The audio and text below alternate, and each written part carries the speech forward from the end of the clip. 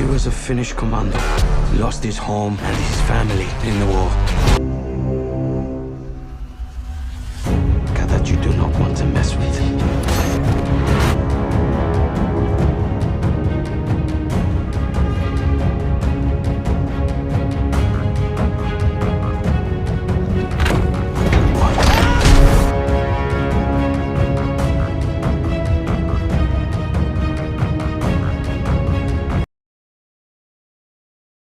Sisu, Road to Revenge is a 2025 action film written and directed by Jalmari Helander. It is the sequel to Sisu, 2022. Jorma Tommila reprises his role as Aatami Korpi, with Richard Brake and Stephen Lang joining the cast. In the sequel, Aatami Korpi dismantles his old family house, loads it on a truck, and is determined to rebuild it somewhere safe in their honor. But the man who killed Korpi's family comes back hellbent on finishing the job. Kill the legendary ex-soldier by any means necessary.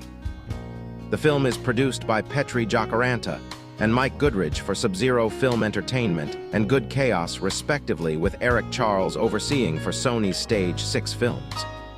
Unlike the previous film, which was set in Lapland, filming took place in Estonia. Sisu, Road to Revenge premiered at the Fantastic Fest on September 21, 2025. It was released in Finland on October 22 by SF Film Finland and in the United States on November 21 by Sony Pictures, releasing through Stage 6 Films and Screen Gems. Like its predecessor, the film has received a positive reception from critics, despite its significantly weaker box office success. Sisu, Road to Revenge is to Sisu as Evil Dead 2 Dead by Dawn is to Evil Dead. It's a film with a similar structure and stakes that's bigger, crazy, and more willing to lean into action and comedy dynamics that feel inspired by silent filmmaking.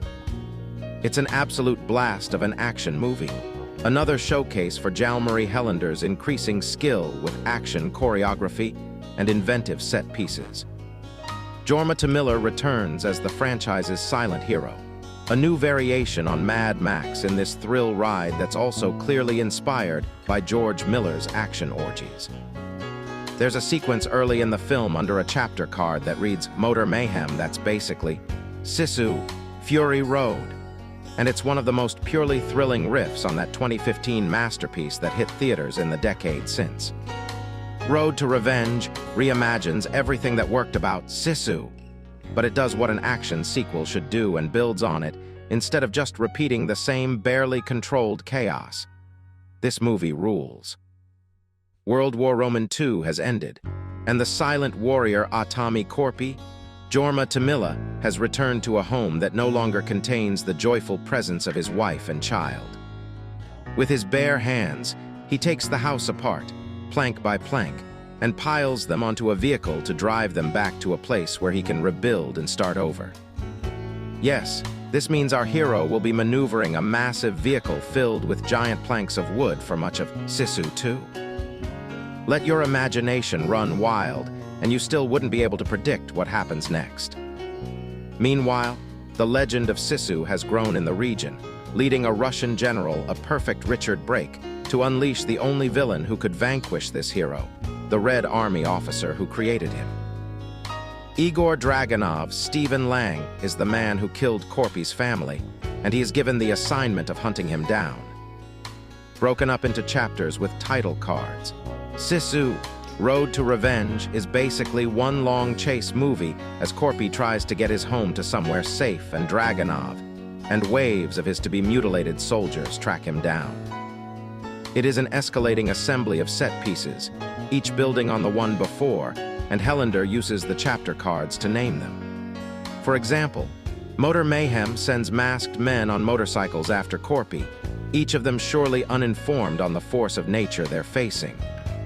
Bodies hurl, cars explode, and you think that the movie may have played its best action cards early. And then it does it again in Incoming. Think Planes vs. Car. And you realize that Helander has more than enough ideas for this movie's mean 88 minutes. Helander works with cinematographer Mika Orazma to give Sisu 2 propulsive, non-stop energy that uses the visual language of Looney Tunes or silent comedy as a foundation.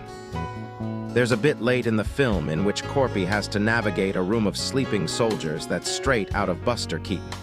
And the whole movie has that kind of wow sense of choreography and execution.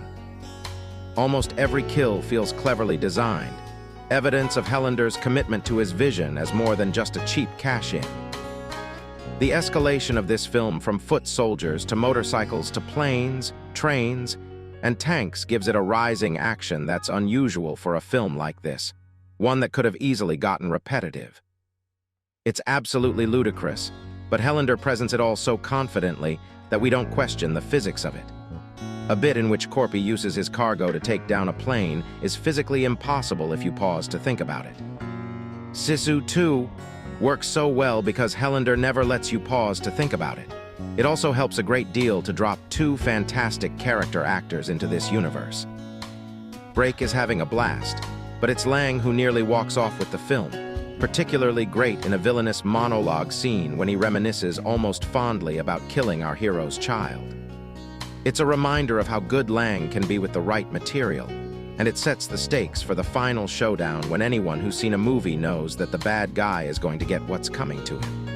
And that's what really makes Sisu 2 pretty special.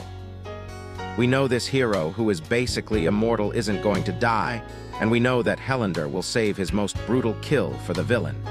And so it becomes about the journey more than the destination.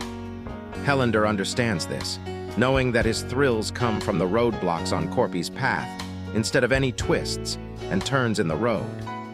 Every one of those impediments to his hero's goal becomes an almost existential threat, a challenge to Finnish legend and history. As the wounds and scars become such a part of Tommila's performance that we can barely see the human underneath, the film leans into the mythology of this figure, someone who can overcome the impossible to achieve his goal. It's tempting to end by noting how welcome it would be to watch him take down fascists for a third time, but this one will be hard to top. Sisu was one of the top action movies of 2023, and for the most part, the film offers a satisfying conclusion with its ending. Somehow, though, Jalmari Helander has followed it up with a sequel. In all honesty, I didn't think a Sisu 2 would work. And you know what? Sisu Road to Revenge doubles down on everything the first film did and swings for the fences with a bat large enough to take down a plane. In the first film, the war was coming to an end, and with Finland now turned against the Nazis, Aatami Korpi.Jorma Tommila, the immortal known for killing 300 Russian soldiers, spends 90 minutes tearing through Nazi soldiers who are trying to steal his gold. Now, in Sisu 2, the war is over. The Soviet Union has taken over Finnish territory and left many Finns without a home. For Aatami, he's not quick to leave his home behind. Only instead of standing his ground in now Russian-controlled territory, Aatami is picking it up log by log and bringing it to Finland's newly redrawn borders. But when a legendary man who has killed hundreds of soldiers on his own appears vulnerable, it's time to take him out. To do so, they turn to Igor Dragunov, Stephen Lang, to get the job done and punish Aatami for his violence. But his nickname, Immortal, is going to get in the way. Where Sisu offers brutal personal kills, Sisu Road to Revenge offers boisterous and bloody set pieces. Aatami just keeps moving in a straight line, whether he is on a train or in his truck. While I dislike the trend of comparing everything to cars and trucks, particularly in the context of Mad Max Fury Road, Sisu 2 is easily the closest film to earning that comparison. As Aatami is trying to return to Finland's new borders, he's assaulted by war planes, motorcyclists in armor, and Molotov cocktails. Sisu 2 is one giant chase up to a finale, as Aatami tries to bring his memories with him to a new life. Each subsequent violent attack that crashes into Aatami is bigger and more absurd than the last. If the first film was a slow-building Western, Sisu Road to Revenge is a kinetic and unyielding rush toward a finish line that leaves its foot on the gas pedal. The duality of director Jalmari Helander's action pacing across both films highlights his understanding of the genre. However, the brutality that we saw from the first kill to the last in the original is replaced with over-the-top sequences that prioritize spectacle over the crunching impact of bodies on bodies. It's not a negative, but it is different. The two films may be different in their approach to action, but they equally pay off. Aatami Korpi is too angry to die. That's his shtick. But what makes him endearing is how Helander doesn't rob him of his emotions, which is more on display in Sisu Road to Redemption. While the immortal Aatami survives explosions and crashes galore, he's never just worried about himself, but also for his dog. Throughout the first two acts, his companion is just as essential to him as transporting the logs that made up his family home. The love of his family and his gentle care for his puppy give Aatami depth. But it also highlights how love in this sequel fuels his rage. For his part, Stephen Lang does little more than play a mustache-twirling Soviet operative who created the legend of the immortal, having murdered Aatami's wife and sons.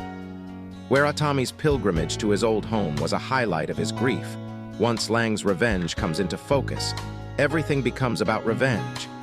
This man is why Aatami became who he did, and why the legend began. Aatami's streak of being too angry to die starts with avenging his murdered family. Sisu Road to Revenge is better paced than the first film. It lacks the white-knuckle hand-to-hand fights that gave the first film the resounding gasps. Still, it's been replaced with some of the most outrageous stunts we've seen in action cinema this year. Additionally, Sisu 2 also captures a slapstick comedic element to its ultra-violence in a way that the first film didn't. Jalmari Helander has captured comedy and violence, and the thrill of the chase without ever sacrificing the blood geysers or impacts that make you look away from time to time. Finally, as the film's lead character is once again a vision of rage and resilient grit, his silent performance is excellent. It fits perfectly in the annals of this generation of where every injury you collect, and still kill every single baddie along the way. Jorma Tommila deserves more action, and his ability to consistently meet the physical challenges in front of him shows a dedication to the genre that can't be beat. With little dialogue, director Jalmari Helander has once again demonstrated that fight sequences can speak just as loudly narratively as words can. While the film may not be perfect in terms of story cohesiveness or Stephen Lang's accent, Sisu Road to Revenge is still a movie that prioritizes action, to the point where almost every big set piece received a raucous round of applause from the crowd. It's just a bloody great time at the movies. Helander's love of action, cinema, and physical comedy is on full display, as well as his creativity for mayhem. While I don't want to go back on a Sisu journey for a trilogy or prequel, I am anxiously waiting to see what Jalmari Helander does next. I hope it's action, and I hope it's Finnish as hell. In contrast to Sisu, which was a conventional 80s action B-movie that became increasingly absurd as it progressed, Road to Revenge embraces the bonkers energy for both the better and the worse. Helander adopts a whimsical demeanor in contrast to its predecessor. The animated feel of this follow-up is reminiscent of the silent era cartoons that were popular during Korpi's era, such as Wile E. Coyote / Road Runner from Looney Tunes and Tom and Jerry. Korpi is silent, his actions speak for him, and he single-handedly raises hell for the people out to kill him. All this leads to feats of inventive slapstick and set pieces with comical energy. While operating as an action movie, you know the slapstick leads to violent, gory kills. There's a sequence of Korpi aboard a train having to stealthily evade sleeping KGB soldiers across the glass-riddled ground barefoot.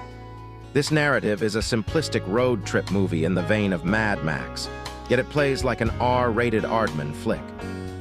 The escalating action sequences, fast-paced precision and craft captivate you, much like the enjoyable energy of The Wrong Trousers, characterized by silence and the set piece's imagination.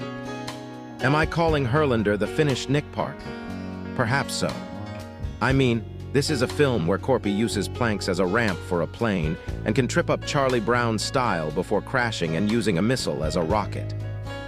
The grandiose outrageousness of each set piece, which is deconstructed by chapters, increases as Korpi treks across the occupied terrain. The defiance of physics is enjoyable due to Helander's directional inventiveness, attention to craft in each set piece, and the memorable choreography and filmmaking, amplified by Tommila's entertaining physicality and amazing expression. While Sisu, Road to Revenge succeeds as a unique craft, its technical aspects are clunky. I can overlook some of the uneven CG effects on the planes and explosions, given its low $12 million budget. Nevertheless, the editing is choppy, as some of the action sequences quickly transition to the in-action footage, but it always feels as though a shot or two is missing before the big explosion or the graphic kill-money shots. Although I appreciate this film dabbling in historical accuracy and the surprising amount of development, Tommila delivers an affecting showcase of warmth during an oddly emotional finale. The novelty of Sisu is gone due to the lack of Nazis. I may have forgotten Sisu and had no time to revisit, but I remember hooting and roaring in joy over Nazi death. The sequel had me roaring with laughter, which is rather intentional, but I yearn for the tonal grit and grindhouse-like edge that the predecessor had. It's not as satisfying when the villains are Russians. Not even the inclusion of a campy and villainous Stephen Lang could suffice, especially pre-Avatar 3. I find it amusing that the movie became an Unk vs. Unk battle, but you know that being a solid, formidable foe is what Lang does best. There was no obvious need for a sequel at the end of Sisu. Jalmari Helander's 2023 historical thriller follows a grizzled Finnish man who battles a crew of Nazis trying to steal his gold, and finishes the job so definitively that he probably accounts for a solid 30% of the German casualties in the Lapland War. But when your protagonist is so hard to kill that his enemies call him the Immortal, it would be a shame to waste the franchise potential when so many other nefarious actors occupied the world stage in the 1940s. Helander's follow-up, Sisu, Road to Revenge, shifts its ire from Nazis to Soviets, but the narrative bones remain nearly identical to the first film. A group of World War II-era bad guys once again mess with the wrong senior citizen, who has endured so much loss that he now has nothing to lose, and he proceeds to unleash his wrath on every last one of them. Lest anyone was concerned that it would change the formula too much, the sequel even opens with the exact same title card. Sisu is a Finnish word that cannot be translated. It means a white-knuckled form of courage and unimaginable determination. Sisu manifests itself when all hope is lost. That form of courage and unimaginable determination is once again embodied by Aatami Korpi, Jorma Tommila, who can't get the world to leave him alone, no matter how hard he tries. After spending World War II searching for gold in the wilderness outside Helsinki, he's made it back to his old home in Soviet-occupied Karelia by 1946. The house is filled with bittersweet memories for Aatami, who raised a family in it before Russian troops killed his wife and children. Simultaneously needing a fresh start, but unable to sever his last physical ties with his murdered loved ones, he disassembles the house and loads the lumber onto his truck with the hope of rebuilding it somewhere free of Russian interference. But when Russian troops get word of Aatami's presence, they can't leave well enough alone. Sadistic Red Army officer Igor Dragunov, Stephen Lang, a villain so black and white that he casually remarks that he has killed so many women and children that their final screams all run together, is tasked with finishing the job he started when he murdered the rest of Aatami's family. He enlists the Empire's finest land, air and sea forces to stop the man they call the Immortal by any means necessary. But if Sisu taught us anything, it's that there aren't enough means in the world to bring down Aatami Korpi. Despite being subtitled like a direct-to-VOD Steven Seagal film, Sisu, Road to Revenge was clearly crafted by artists who know what they're doing and care about the finished product. No movement is ever wasted, and the elegant fight choreography keeps things moving swiftly enough to ensure we never have time to stop and consider how thin some of the character development is. Like its predecessor, it lacks some of the operatic grandeur of the Mad Max films that inspired the franchise, but it makes up for it by limiting itself to 90 minutes of morally unambiguous thrills before letting everyone get on with their day. Helander seems well aware that those high-octane battle sequences and seemingly invincible protagonist remain the franchise's main selling points. But Sisu, Road to Revenge, ends with a coda that at least raises questions about the toll that such a bloody life can take on a human being. It's not clear where else the series has to go, both in terms of the character's journey and the fact that Finland only had so many geopolitical foes in the 1940s. But if the story ends here, our journey with Aatami will have been a satisfying one. Sisu wowed audiences when it first premiered in 2022. The Jalmari Helander directed WW2 set action epic starred Jorma Tommila as Aatami Korpi, a Finnish gold prospector/ex-commander who runs across a cadre of Nazis in a scorched earth retreat during the last days of WW2. They wrong Aatami and take his gold, but he comes hunting for them in a brutal, high-octane journey with a very high body count. To say Sisu was a surprise is putting it mildly. The film boasted John Wick levels of badass action and memorable set pieces, with gleefully high body counts and a cute dog companion to boot. Sisu, Road to Revenge builds off the gleeful, comic-level brutality of the original with an inventive, more direct sequel. It loses a little in the pivot from Nazi to Soviet baddies, but Jorma Tommila excels, and Stephen Lang proves a formidable match for Aatami, creating a satisfying, bloody outing. Just as Sisu followed our protagonist on a singular goal, recover his gold by any means necessary, Sisu, Road to Revenge sets him on another mission of extraordinary focus.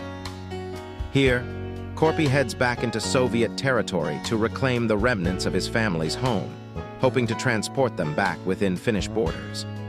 It's extremely personal for Korpi after losing his family at the hands of sadistic Soviet officer Igor Dragunov Lang, which provoked his legendary slaughter of 300 Red Army soldiers before the events of the first film. As punishment for provoking Korpi's wrath and being generally over the top in savagery, Dragunov spent the subsequent years imprisoned in Siberia. As Korpi re-enters Soviet territory, USSR authorities release Dragunov to finish Korpi off, hoping to pacify the force of nature he unleashed. Once again, interrupting Aatami Korpi is a bad plan. The Sisu films are, by definition, a celebration of cinematic excess. As a character says in the first film, Korpi isn't immortal. He just refuses to die. For the franchise, a body isn't a corporeal object or even a meat suit to drive a soul around. Here, a body is an idea, a tulpa kept together by willpower alone as Korpi deals death and survives impossible injuries simply because he intends to. That excess hasn't been lost in the sequel.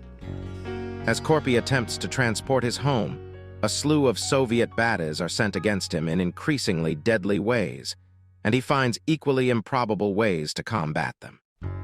This iteration is generally a leaner and straightforward odyssey for the character in the most literal of ways, a direct journey home interrupted by obstacles. It's also bigger and bloodier in many aspects.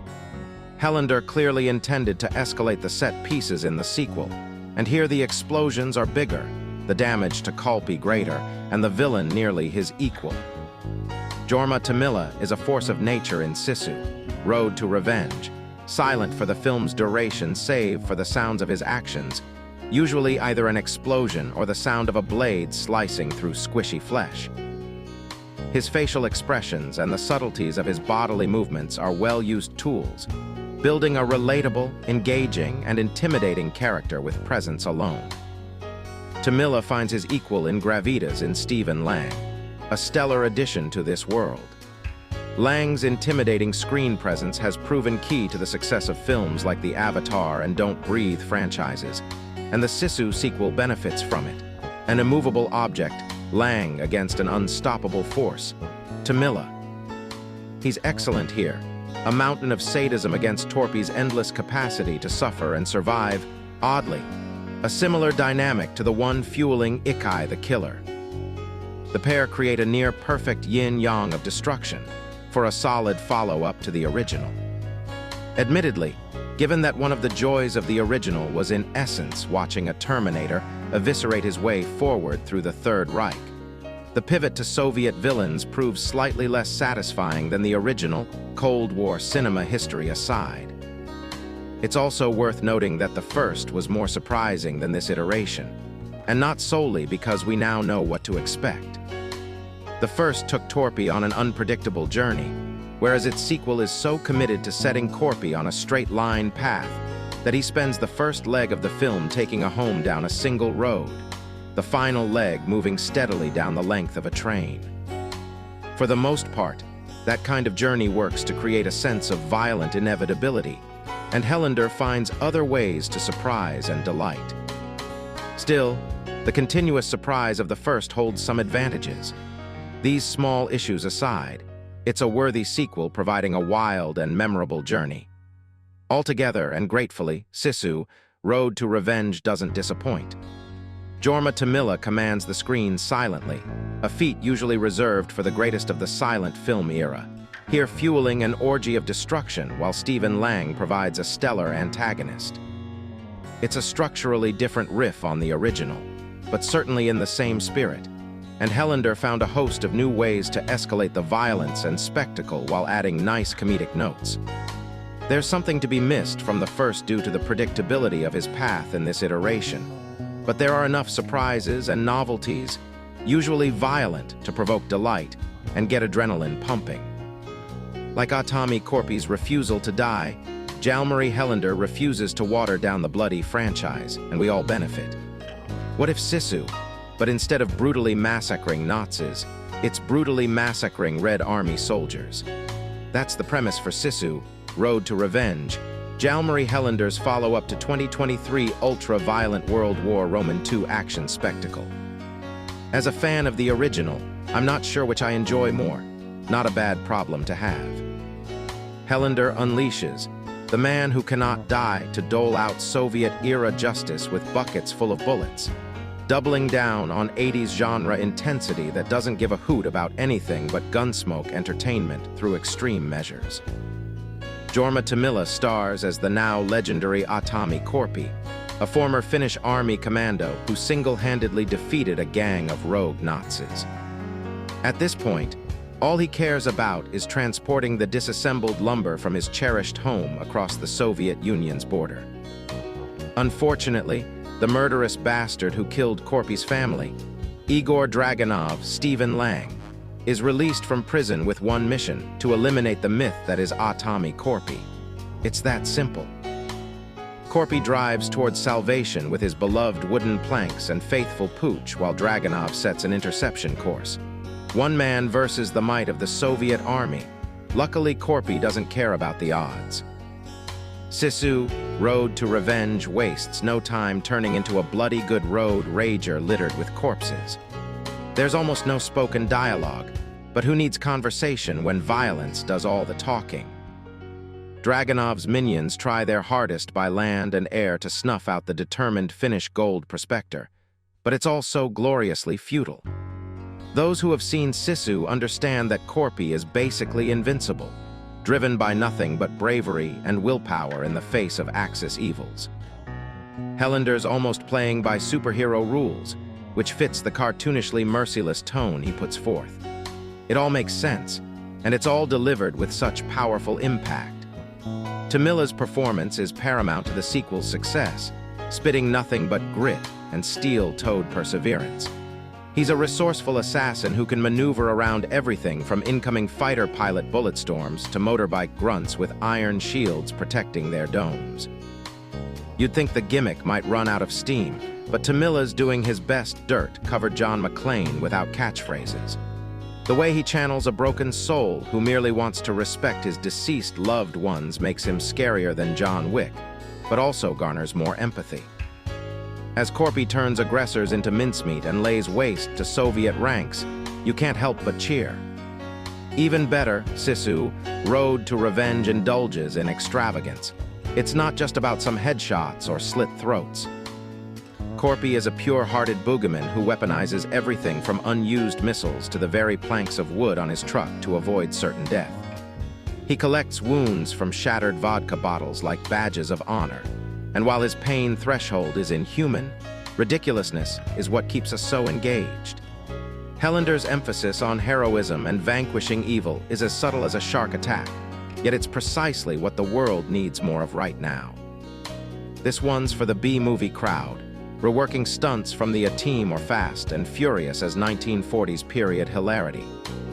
The intensity of a WW2 Mad Max, Fury Road meets the straightforward redemption of Inglorious Bastards, because if Sisu wasn't broke, why fix it? The additions of character actors Stephen Lang and Richard Brake as Dragunov's commanding officer are all the film needs. Brake's inherently detestable typecasting sets a quick and sinister tone, while the Russian-accented Lang makes for a ruthless adversary. Dragunov's personality is like a Bond villain who commits war crimes, positioned against such a benevolent protagonist with the most straightforward intentions. It's a breath of fresh air versus action flicks that overcomplicate motivations, as Korpi's primal survival instincts heighten the further Dragunov pushes. Lang's built to be the cruel mongrel who would kill women and children without a blink, much like how Tommila is a fantastic voice for the voiceless, fists for the fistless, more appropriately, fighting back against history's storied bastards. Sisu, Road to Revenge offers a ludicrous and punishing take on the same fantastic action-forward indulgence as the original, resulting in a sublime outcome. Writer-director Jalmari Helander's brand of excitement is loud, resilient, and pushes breakneck intensity to the maximum. As Aatami Korpi pumps Red Army batteries full of lead, sending soldier after soldier to an early grave, we can't help but smile at the results. Jorma Tommila's legendary character builds his resume with emphasis, furthering the demand for 10 more sequels. Sometimes, all you need is a profoundly explosive adventure where good triumphs over evil, and Sisu, Road to Revenge delivers that in spades.